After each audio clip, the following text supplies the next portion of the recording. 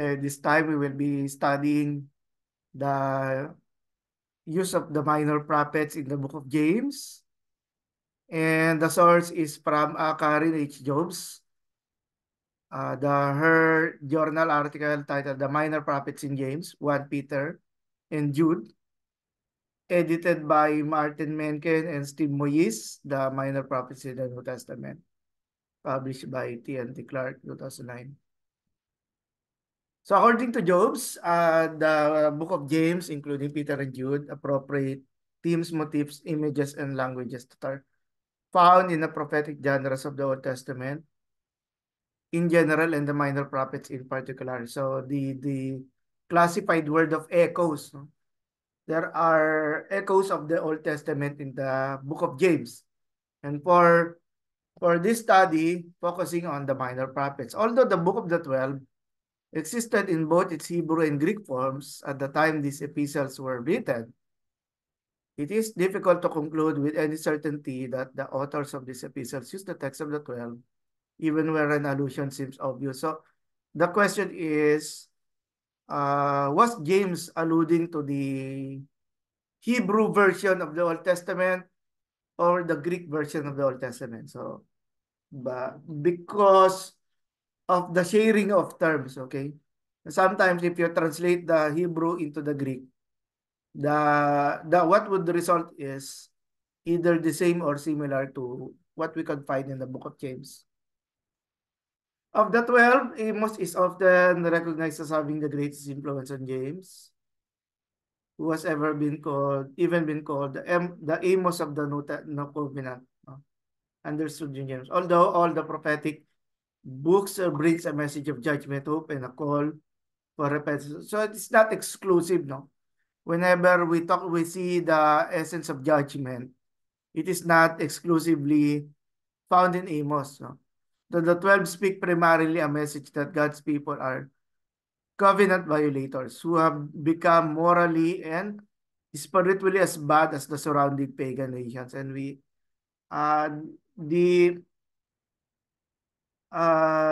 emergent,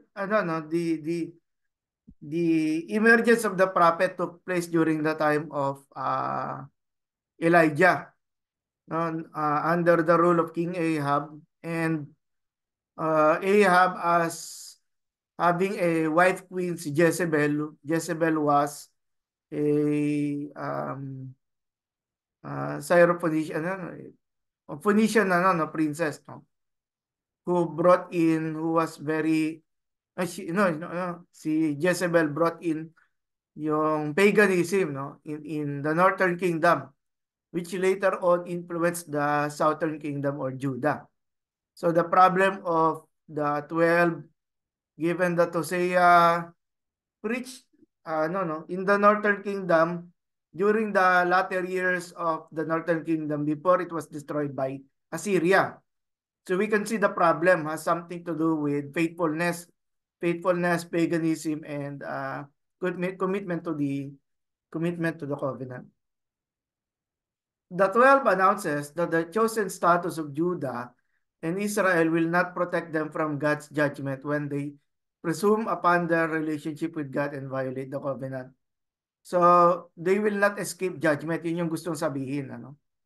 Analogously, James wants his Christian readers to recognize that their faith in Jesus Christ does not give license to live like pagans, but that the moral and spiritual demands represented in God's covenant with ancient Israel are still his standard for faithful Christian living. Regardless kung yung mga believers of Jesus represent the new covenant, still ang kanilang covenant with Christ has something to do with living and professing that yun nga, no, yung makita natin our previous lesson has something to do with faith that is manifested in good works, no, because a Christian who says he has faith in the Lord but does not show it in good works, no, has a dead faith.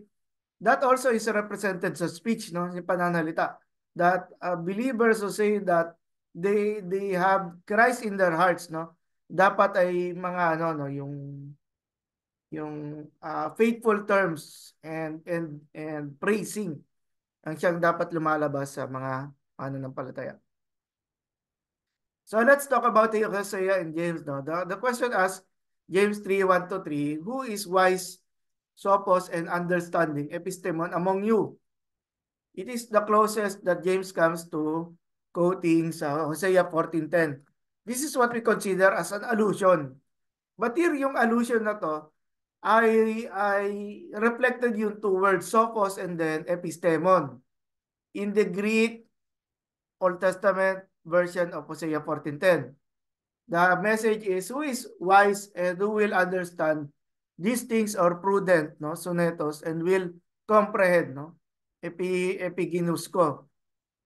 As a covenant enforcer, Hosea, God's prophet, no, indicts both Judah and Israel for being unfaithful to their covenant with the Lord.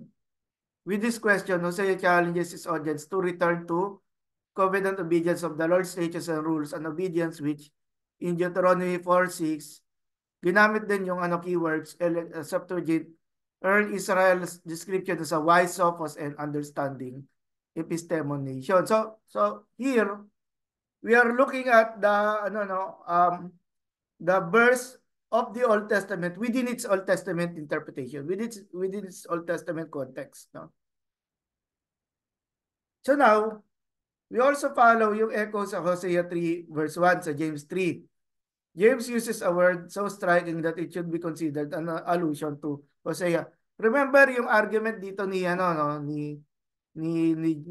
Jobs, no? Karen Jobs is to prove that yung one word na yon that is in James is found in the Old Testament is being alluded to, no?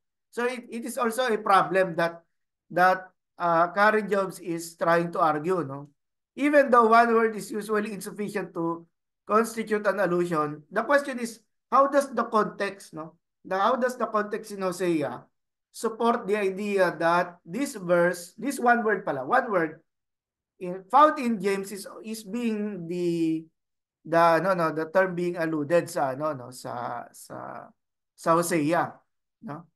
So in James 4:4, introducing the most in effective part of the letter, James exclaims, using a feminine plural vocative, adulteresses, no, marami, adulteresses, muy kalides, do you not know that friendship with the world is enmity with God? Therefore, whoever wishes to be a friend of the world becomes an enemy of God, no? Sa modified sa version sa ng NRSV na minodify ni Karen Jobs dito sa pinag-aaralan natin sa Hosea 3:1 na very particular yung word na ito appearing in James 4:4. The King James and the New King James joins some of the ancient scribes who further confuse the allusion by adding the masculine form, adulterers and adulteresses, no? Perhaps it is yung later variant, no, yung nag-evolve, no, yung mga scribe, most likely dinagdag nila dito yung masculine form. And perhaps the rhetoric of the masculine is effective kasi sa chapter 3 ang tinutukoy dito yung yung masculine form ng teachers, yung didaskalos, no, or plural form didaskaloi, which again during the ancient New Testament period mas kinoconsider nila na ang mga lalaki ang mga nagtuturo, no? Kaya in order to correct the problem, perhaps, no, that is my my hypothesis, dinagdagan ng yung variant na pinagbatayan ng King James and then the New King James has a masculine form.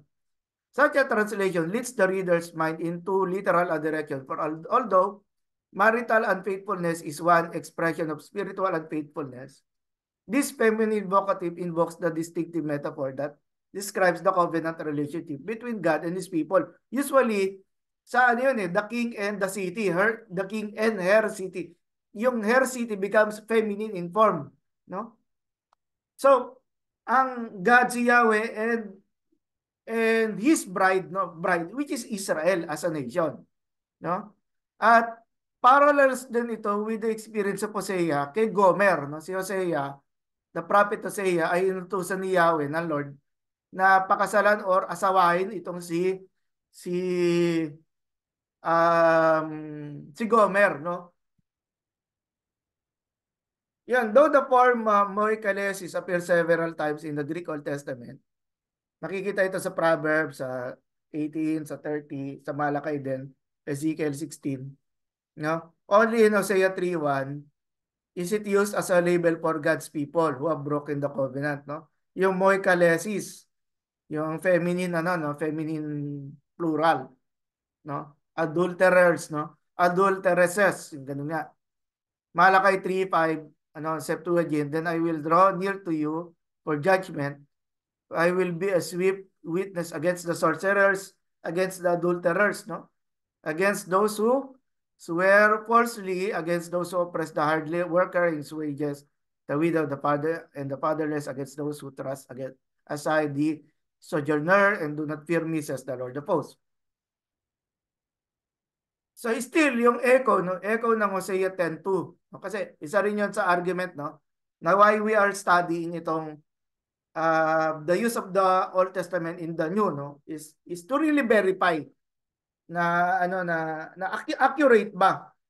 Accurate ba yung paggamit ng New Testament author? At makita dito, echo ng Hosea 10 verse 2, their heart is false.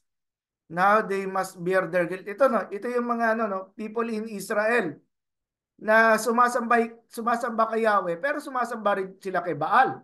Sumasamba rin sila sa mga Diyos-Diyosa na inimport nila mula sa iba-ibang bayan, ano? Now they must bear their guilt. The Lord will break down their altars and destroy their pillars. Using the allusion or the echo, he is a double-minded man, no? Unstable in all his ways. Thus James 4:8, draw near to God and he will draw near to you. Cleanse your hands, you sinners, and purify your hearts, you double-minded people. Yan. Ito yung ano, yung heart is false kasi nga ano, nahaluan ng unfaithfulness. Parang ganun yung sinasabi dito. At of course, what is the rhetoric being called dapat? Magsisi. Pagsisisi ng kasalanan na nagiging reason bakit hindi nagiging faithful yung yung mga taong ito. Still with Karen Jobson. Second only to Jonah in the belly of the whale, no? Kasi si Jonah ay isang picture or a portrait ng unfaithfulness, no? Partida ay unfaithful prophet. Siya is a prophet of the Lord pero unfaithful siya. Hosea is probably best known of the 12 because of his scandalous marriage to Gomer.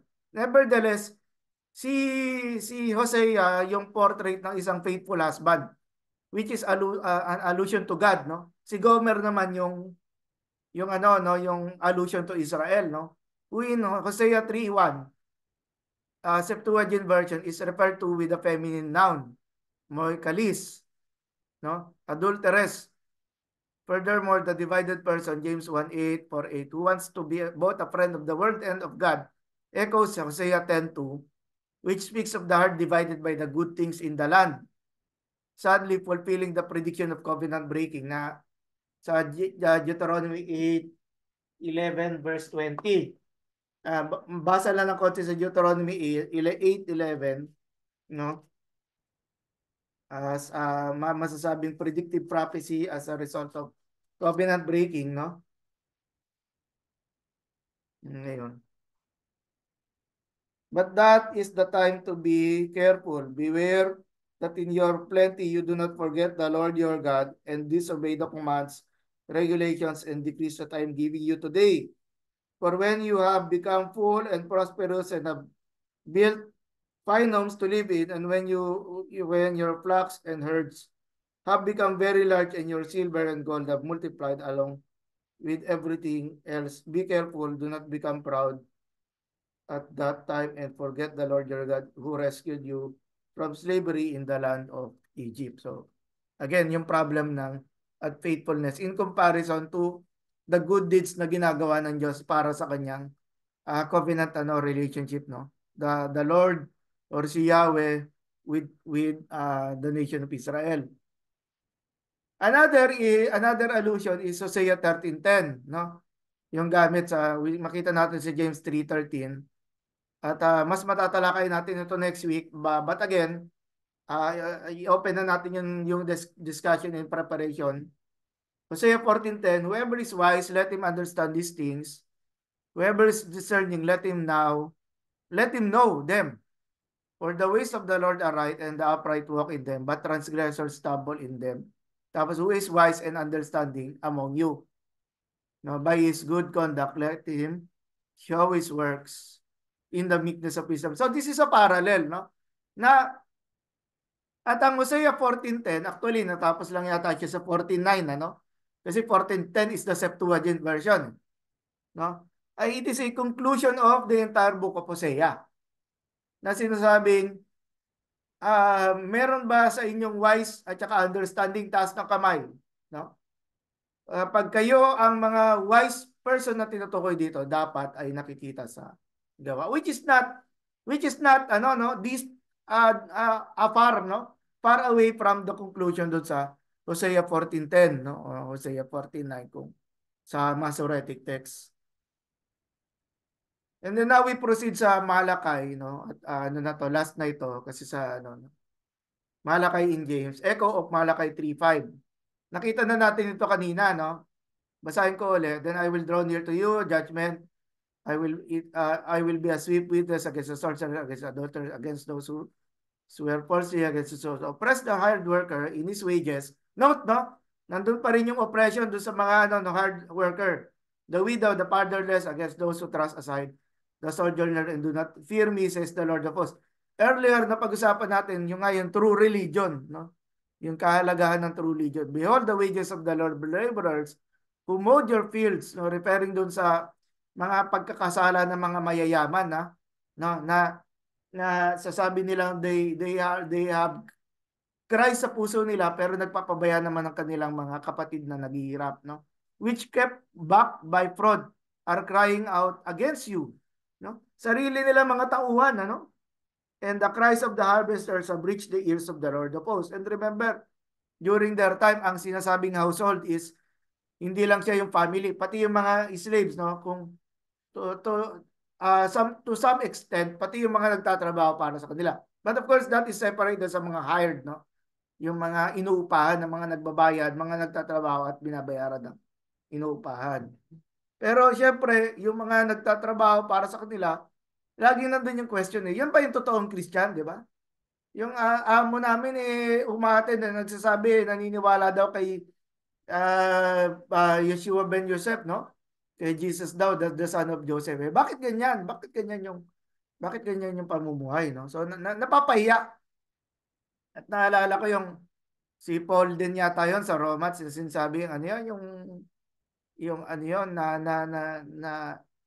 na dishonor daw yung pangalan ni God, no? Yung alluding do sa fourth commandment, you shall not use the name of the Lord in vain. Sa mga pagans dahil daw doon sa mga ginagawa rin ng mga mananampalataya. And then ito, echoing Malakay 3:5, sorry for that. Septuagint, James twice mentions the Lord drawing near, no? With a call to strengthen and purify hearts, no? Kasi this is sumusunod dun sa ano, no? Ito. With a call to strengthen and purify their heart. James 5:12 prohibits swearing. Yung pangangako daw, siguro yung mga pangangako na to na related doon sa kanilang ano, yung pagpapasaho, di ba? Yung papasahuran nila ng tama. And again, honesty. That is another way of saying it, no? Swearing lest it bring condemnation, as in Malakay 3:5. The defrauded wages of hard workers mentioned in Malakay 3:5 cry out in James 5:4. For James' religion that God calls pure and undefiled is to care for the widow and the orphan, a failure condemned in Malakay 3:5. So hindi nagkakalayo na kung ano yung tinuturo ni Malakay sa context niya within the post-exilic community ng mga Hudyo, yun din yung ano, no? Yun din yung gustong ituro ni James sa kanyang New Testament community. So for the Jewish Christians na alam na yung Old Testament, naririnig nila na hindi na ano nagpapatuloy yung tradition ng mga prophets dito sa New Testament community na to. At dito sa sinusulat ni James para sa remember yung sinusulat ni James na ito ay para ma-reproduce ito, para kopyahin ito ng ibang mga scribes at magkaroon ng copy ang ibang mga house churches. Furthermore, the thought in the very next verse, Malakay 3:6, no? So 3:6 naman, about God's unchanging nature is also found in James. So ito naman ay tumutungkol naman sa sa ano 'yon, yung yung patungkol naman sa Diyos, hindi na ito doon sa mga ano no, doon sa mga laborers at sa pag na, yung unfaithful na pagpapasahod sabi, for I the Lord do not change, no? Therefore you O children of Jacob are not consumed. So nandun pa rin yung ano no, yung blessing ng faithfulness sa covenant ng ano no, ni Yahweh. Now James 1:17, for every good gift and every perfect gift is above. So anong allusion nga siya about God, no? Coming down from the Father of lights, with whom there is no variation or shadow due to change. Kasi nga hindi nga naman nagbabago si ano no, si Yahweh, no? Sa Malakay 3:6 ginamit dito yung children, yung relationship ni Yahweh with his children. Now naman ginamit naman ni James dito yung father, no? Yung fatherhood ng Diyos naman, at alam naman ng community na sila yung children na tinutukoy dito. So, papatapos tayo. The teaching of the 12, no? The teaching of James is strongly influenced by the message of the 12, especially by Hosea, Amos, and Malachi. The first book of the 12, Hosea, challenges God's people to return to the covenant faithfulness by asking, who is wise and will understand these things, or prudent and will comprehend them? For the ways of the Lord are upright, and the just will walk in them. But the impious will be weak in them. Yan, no? Again, if you look, ano, you know, James 3:13 asks the same question, who is wise and understanding among you? Show by your good life that your works are done with gentleness, born of wisdom. Bumabalik doon sa James chapter 2. No? This may suggest that the well-recognized wisdom motive in James is mediated more through the prophetic message of the Greek Old Testament than through the wisdom literature of Second Temple Judaism. Medyo ano na naman to, medyo theological na naman to when it talks about yung source criticism, no? Saan ba gagamit yung nanggagaling rather yung ano no information ni James na at sinasabi dito ni Karen Jobs, mas mabigat yung Greek Old Testament kaysa doon sa mga material ng Second Temple Judaism. Kasi siguro anong kinalaman ng Second Temple Judaism dito? Yung mga writings sa Second Temple Judaism is a development of their new experience in a post-exilic setting na hindi na sila yung nagmamay-ari ng land, no? When you look at First Samuel or the Book of Judges, no? Joshua, sila yung yung Israel ang magmamay-ari ng lupa. Sa Second Temple Judaism, hindi. Sila ay tinalo na sila ng ilang beses. No? Kaya pagdating sa Second Temple Judaism, naging apocalyptic siya. No? Naging ang message niya is laging to crying out to God na humingi ng tulong as a result ng oppression na ano. Or meron kinalaman sa punishment na dahil sila ay matigas ang ulo, hindi sumusunod. So yung mga writings sa Second Temple Judaism can be considered as commentaries, no? ng Greek Old. Just to add, kasi marami dito mga jargon na kailangan kong i-explain, no, as teacher. God's wisdom, James 3:30, yan pag-uusapan natin next meeting, makes peacemakers, no? At naalala rin natin yung blessed are the peacemakers, no? In a community where fighting and quarreling come from those who want more than they have, are drawn to spiritual adultery by becoming friends with the world to get it. Some will even forget God in their quest for the wealth that comes from being friends with the world. No? James 4, cross-references Hosea 13:6. And be driven even to the dishonest gain of exploiting and oppressing others. Yung nga yung dinadaya nila yung mga nagtatrabaho para sa kanila. Ninanakawan nila ng sahod. bringing themselves to a miserable end under God's judgment. Okay, so ayun po, yung second half ng ating lesson for this afternoon. And again, this is about the relationship, understanding the relationship of the Old Testament in the New. No, last time we did a study sa Genesis, we did a study sa Exodus. We also did a study do sa Leviticus 19 chapter in a relationship to the command of loving our neighbor. And also yung favoritism, do not show favoritism. And now we are talking about yung na minor prophets. Sige, ano po yung mga inputs ninyo or mga feedback hearing this po?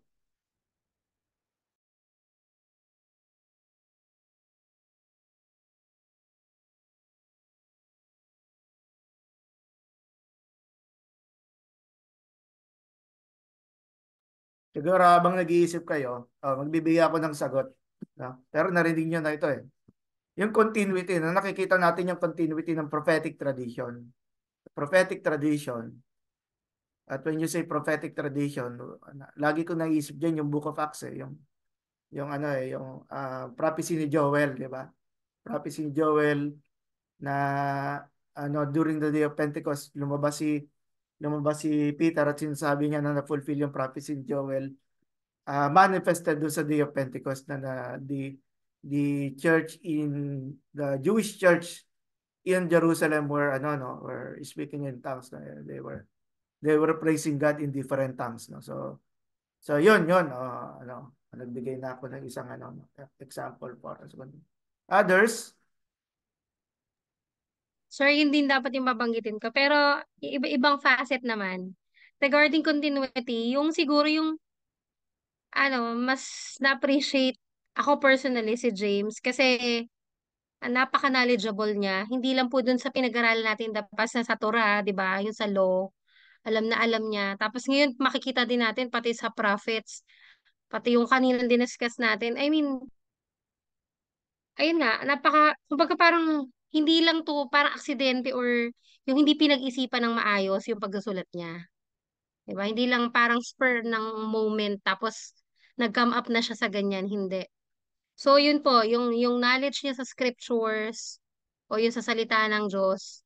The same time nga po, napakahalaga din nun kasi pwede siyang i-critic agad ng mga taong sinusulatan niya. Kung hindi niya alam yung mga pinagsasabi po niya, 'di ba? Kaya sa akin, in application din sa akin, especially bilang mga ministers of the word nga, kailangan din talaga tayong, hindi lang, ayun, nabanggit nyo rin yun kanina yung sabi nyo yung, na-discuss yun yung may spiritual adultery. Kumbaga somehow, reflection din yun sa kung anong ginagawa din natin eh. Kumbaga yung spirituality nga, laging babalik yun kung anong ginagawa natin din. Yung practicality po ba, di ba? Yung faith without works is dead. Especially yung sa speech, the way we think, the way we act. Kumbaga lahat ng bagay, lahat ng faculties, kumbaga involved dun sa spirituality natin. Hindi lang siya yung spirit lang, kumbaga walang dichotomy sa Diyos. And ayun, talagang we should aim for sabi nga yung parang pinaka-vision or ng motto ng PTS, 'di ba, yung academic excellence tsaka yung kumbaga yung spirituality. So, dapat tayo bilang mga ministers of the word, we should be sabi ko nga tawag doon, ah willing tayo na matuto palagi. Kumbaga hindi natin alam, kumbaga hindi tayo pwedeng mag-claim na alam natin lahat talaga. Kaya salamat po dito sa yon training na binibigay niyo po sa amin. Salamat sa Diyos sa buhay niyo tsaka sa pagpapagal niyo. Kahit na hindi pa kayo nagpapahinga. Ayun po, marami po kaming natutunan. Thank you po. Thank you. Thank you, Sister April. Anyone else yung role ng 12 prophets, yung influence ng 12 prophets sa writing si James?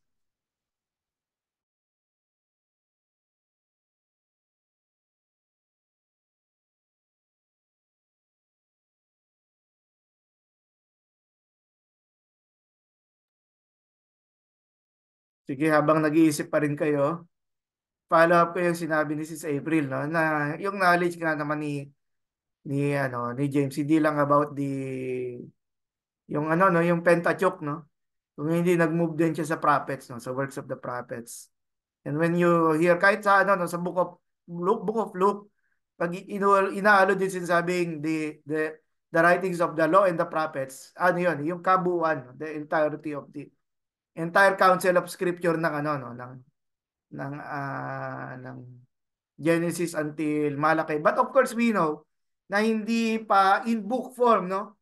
Hindi pa in book form noong time nila Jesus ang tinutukoy dito. Rather they were scrolls, no? At minsan ang isang book, for example, Isaiah, hindi natin alam kung ilang scrolls yung Isaiah, di ba? So that is to yung idea that ano, yung again na hindi ang Christianity, that Christian religion is not a rebellious, no? Hindi ito isang rebellious na religion na kinakalaban yung Judaism, yung early forms of Judaism rather. Kung hindi tama yung sinabi ni Jesus na hindi na siya hindi para wasakin yung ano nakautosan, hindi para ipatupad, no, at siya yung maging model para sa atin. Anything else? Pas Jerry, Pasaldi, si Paslito, si Badogi.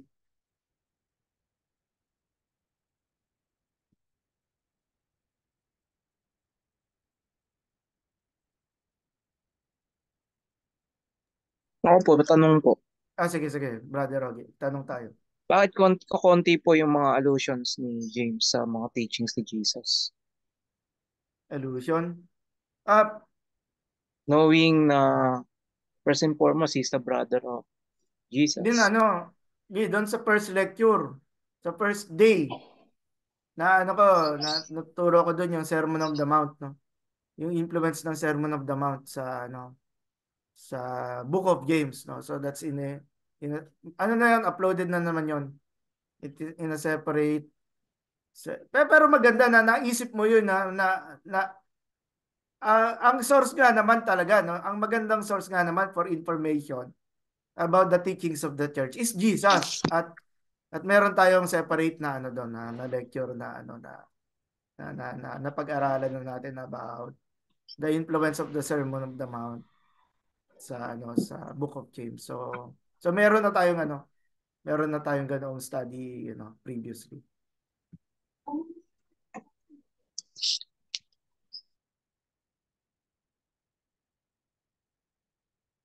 Wala na, Kuya Jerry, Kuya Salds.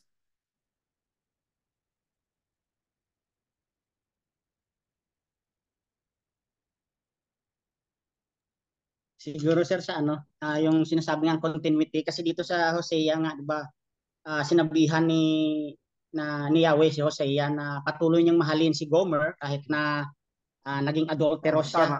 na Correct, kung correct. sino na lang yung pinag-asawa niya. Tapos dito po sa James 3:13 nga po sinabi dito, sabi niya doon, who is wise and understanding among you, let them show it by their good life, by deeds done in the humility and comes from wisdom. Yun yung parang continuity nung ano ni Jose ng ano tawag nito, ng minor prophet sa Tama. kay James, na dapat kung talagang maipakita natin yung pagmamahal natin doon sa may world na makasalanan, kasi 'di ba, at as a people of God, dapat hindi tayo lalayo sa world. Sabi nga doon sa pinag-aralan din namin na dapat nandun tayo, nakisalamuha pa din tayo, na ready tayo tumulong sa kanila, whatever needs they kailangan nila. Kaya Opo. dapat nandun tayo bilang light and salt of the sinasabi nga po. Kaya ito yung siguro yung nakita akong parang continuity doon sa sa Book of Hosea, na dapat kasi bilang tao ng Diyos, people of God si Hosea, yun, i-show niya yung love niya kay Gomer, na kahit na gano'n ginawa niya, pakasalan at pakisamahan pa rin Opo. niya Opo. dahil kahit nakamundo yung ginagawa niya. Yun po Mm. yung nakikita ko pong ano po yung connection or nung ano ng Hosea Mm. sa James po. Good, Yung good. Opo. parang Yes, yes. At ano na nga, no? Mention na nga, no? Yung pag-rebuke, no? Yung pag-rebuke ay taken yon. At ano, yung ano, no? Unfaithfulness talaga. Kahit anong panahon, ano? Kahit anong panahon. kahit panahon nila Hosea or even before that, no? Kahit panahon nila David, i-struggle talaga sa people, yung community of the Lord is to remain faithful to the Lord. No? So again, thank you